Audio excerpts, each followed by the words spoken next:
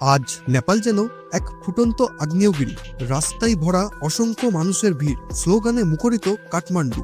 কারণ সরকার আর সাধারণ জনগণের মধ্যে তৈরি হওয়া এক বিশাল দূরত্ব। এই গল্প শুধু সামাজিক মাধ্যম বন্ধের নয়, এটা এক তরুণ প্রজন্মের ক্রোধ, অবহেলা আর দুর্নীতির বিরুদ্ধে বিদ্রোহ। সবকিছু শুরু হয় 4 সেপ্টেম্বর 2025 থেকে। নেপাল সরকার হঠাৎ করে বন্ধ করে দেয় 26টি জনপ্রিয় সোশ্যাল মিডিয়া অ্যাপ, যেখানে ফেসবুক, ইনস্টাগ্রাম, হোয়াটসঅ্যাপ, ইউটিউব এবং টুইটারের মতো জনপ্রিয় অ্যাপগুলি সবই নিষিদ্ধ। সরকারের দাবি ছিল জাতীয় নিরাপত্তা ও আইনি শৃঙ্খলা রক্ষার জন্য এই পদক্ষেপ, কিন্তু মানুষ বলছে অন্য কথা। তাদের চোখে এটা ছিল তরুণদের কন্ট্রোল করার চেষ্টা। কারণ সামাজিক মাধ্যম শুধু বিনোদন নয়, এটা আজকের প্রজন্মের জন্য এগিয়ে যাওয়ার মাধ্যম।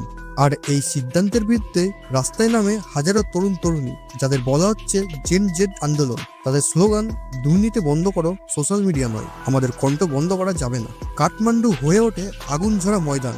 সাধারণ ছাত্রছাত্রী, কর্মহীন যুবক, এমনকি অভিভাবকেরাও এই বিক্ষোভে যোগ দেয়। কেউ হাতে প্ল্যাকার্ড, কেউ মোবাইলের ফ্ল্যাশ লাইট জ্বালিয়ে স্লোগান দিচ্ছে। দেখতে দেখতে আন্দোলন ছড়িয়ে পড়ে সারা দেশে। এই বিক্ষোভ যত বড় হতে থাকে, ততই শক্ত হাতে দমন করতে নামে পুলিশ ও সেনা। কাঠমান্ডুতে ব্যবহার করা হয় টিয়ার গ্যাস, রাবার, বুলেট, এমনকি লাইভ ফায়ারিংও। ফলাফল ভয়াবহ।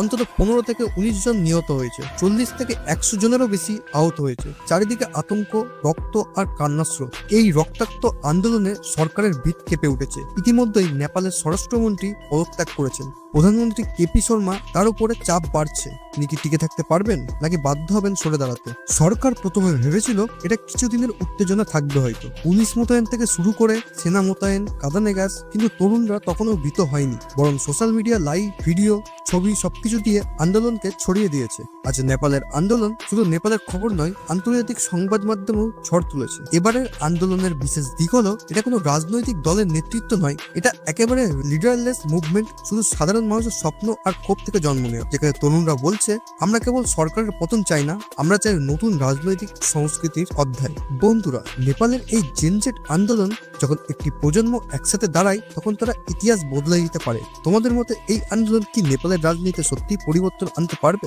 কমেন্টে জানাও। আর ভিডিওটি ভালো লাগলে শেয়ার করে দাও এবং চ্যানেলটি এখনই সাবস্ক্রাইব করে রাখুন।